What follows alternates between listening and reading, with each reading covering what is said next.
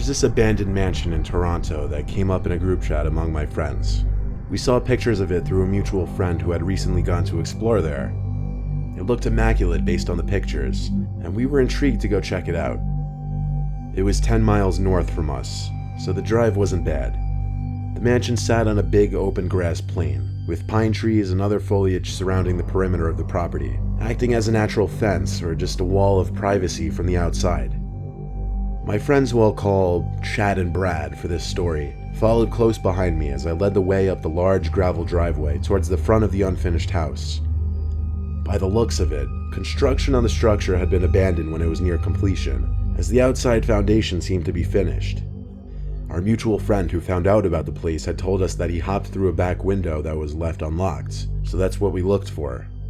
The unlocked window turned out to be in the kitchen, right over the counter, so one at a time we squeezed through the window, crawling onto the counter and then down to the ground.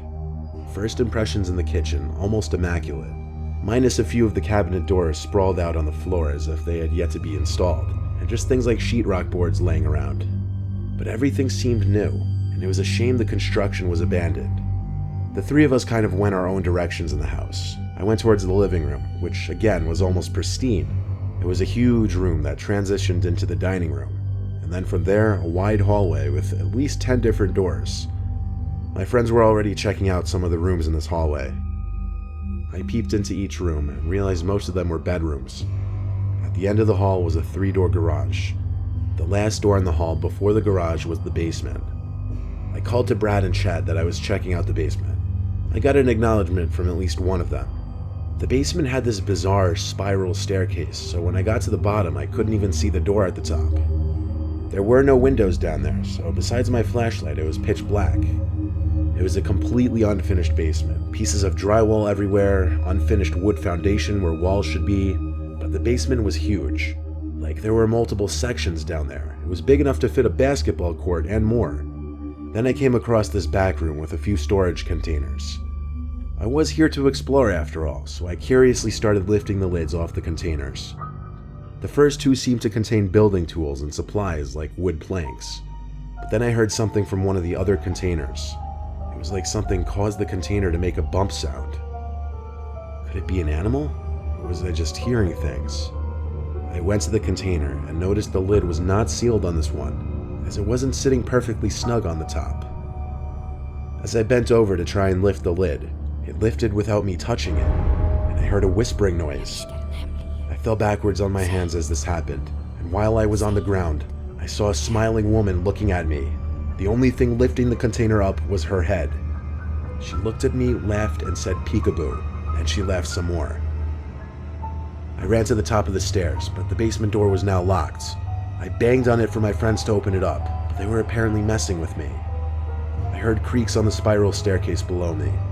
I couldn't see her yet, but I could hear her laughing getting closer, and she was mumbling incomprehensible things. I screamed at the top of my lungs to please help me, and Chad finally opened the door. I ran out and looked back for half a second, greeted by this ghostly, skinny figure of this pale woman looking up at me, almost at the top step. I slammed the door shut and locked it. Chad saw the woman too, and we bolted for the front door. We didn't care about leaving it open. The three of us got to the edge of the property to talk. After an hour of just sitting in my car thinking and talking, I agreed to go back inside and unlock the basement door. As scary as what I witnessed was, I didn't want to be responsible for someone dying down there. But when we got back inside, the basement door was wide open. I promise you we locked that door, so it made no sense. We once again bolted back outside towards the car and drove home, to never return to that mansion again.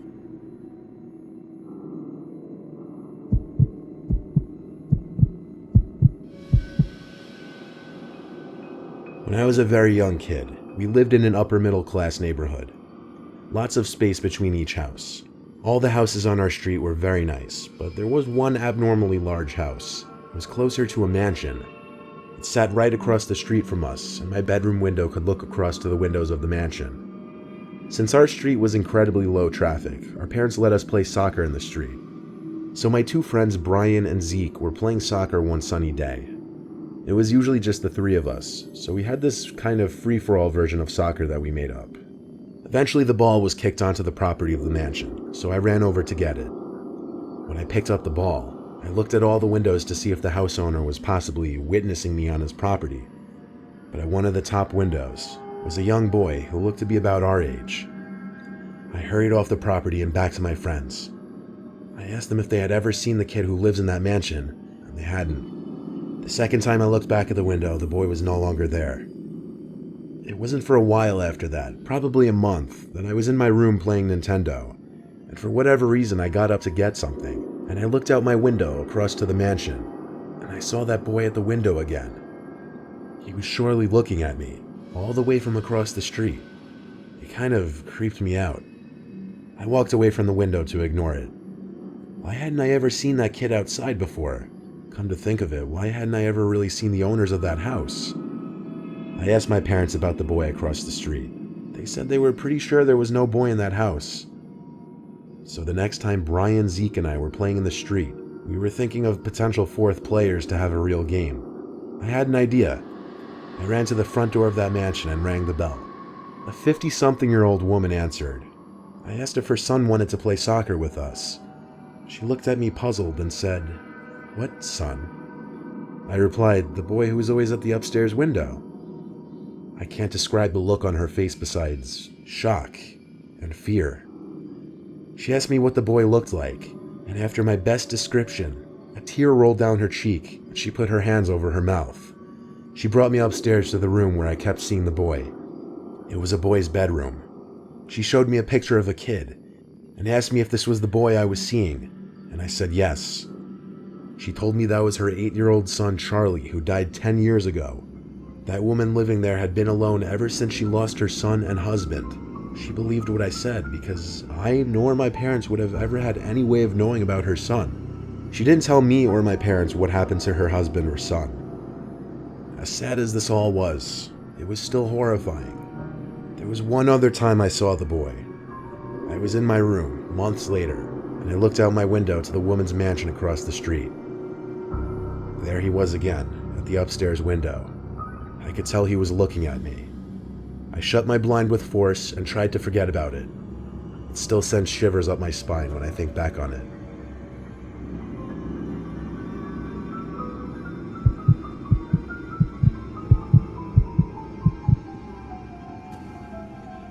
I was once hired to house sit for a friend of a family friend who was going away for a week.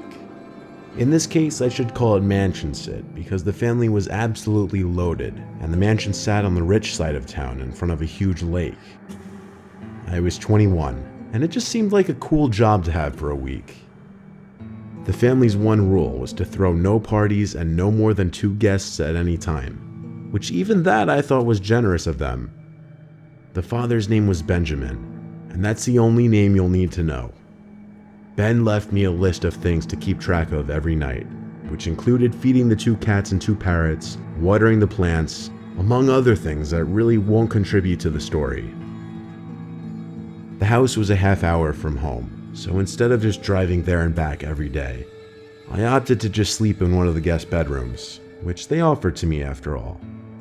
The first day there, I got there very late, so it was a short one that got me kind of warmed up for what to expect the week ahead of me. After doing the insignificant amount of morning chores, I hopped in the pool they had in the backyard.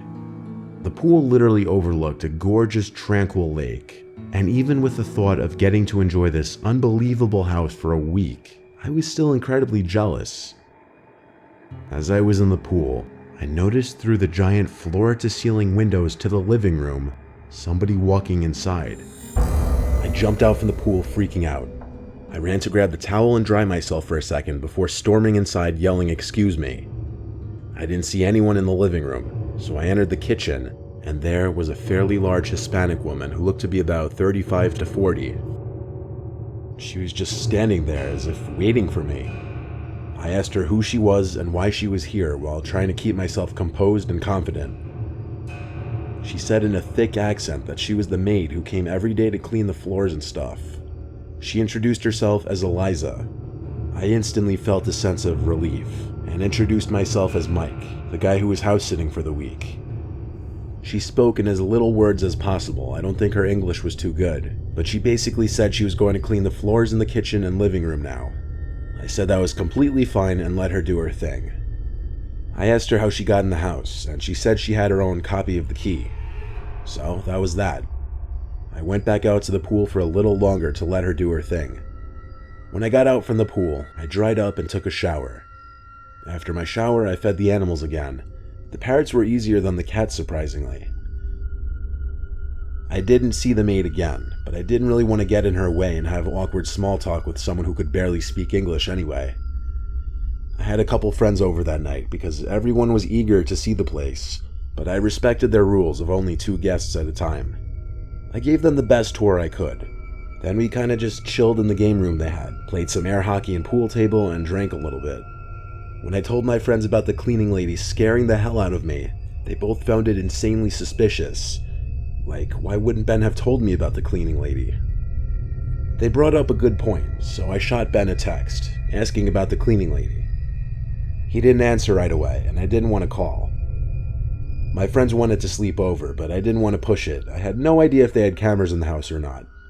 So they left, and quickly after I started getting myself ready to lay down in bed. At some point I got a text back from Ben, apologizing for taking so long, and then asking what cleaning lady, with 2 question marks and an exclamation point. I typed back, Eliza, the Hispanic woman who came by and claimed she was the cleaning lady. That's when Ben called me with a concerned voice. He got more details from me after telling me there was no cleaning lady. That was the whole reason they hired me. I felt like I had been taken for a fool, but more importantly, I was terrified that I may not have been in that house alone at that very moment. Ben told me to just hide in a bedroom and that he'd call the police for me. So we hung up, and I waited in the room for the police to arrive. I had Ben on FaceTime when the police arrived, so he could also talk to them. We all looked through the house together, from top to bottom, and we didn't see anyone. I told Ben the lady said she had a spare key, but he said he was confident that that was a lie, because they never made any spare keys. He was confident she simply snuck in when I was in the pool or outside in general. After we were sure there was no one in the house, the police left, but they made sure I locked all the doors and windows before they did so. I spoke with Ben a little longer, who was very comforting, and asked I just hold down the fort and call the police if anything else should happen. We hung up, and I went to bed. I locked the door, of course. I left the air conditioner off so I could hear any potential noises from outside of the room. As I lay awake, subconsciously waiting for a noise, I heard one from under the bed. It sounded like a squeak on the wood floor. I hopped out of the bed and looked under it. There were 2 people hiding underneath. One was the lady from earlier, Eliza. The other was some man probably 10 years older than her, with his hand over her mouth. They both locked eyes with me. I screamed and I ran for the door. The moment that it took me to unlock the door and then open and shut it was more than I was comfortable with. As I did, I heard them crawling out from the bed. I ran outside to my car without my shoes and drove down the street, where I called the police, and then I called Ben again. I waited for police cars to pass, and then I followed them. We once again searched the whole house and found no one. This time I didn't stick around for the night. Ben told me to go home and stay safe. The family booked a flight back home the next day, cutting their vacation short.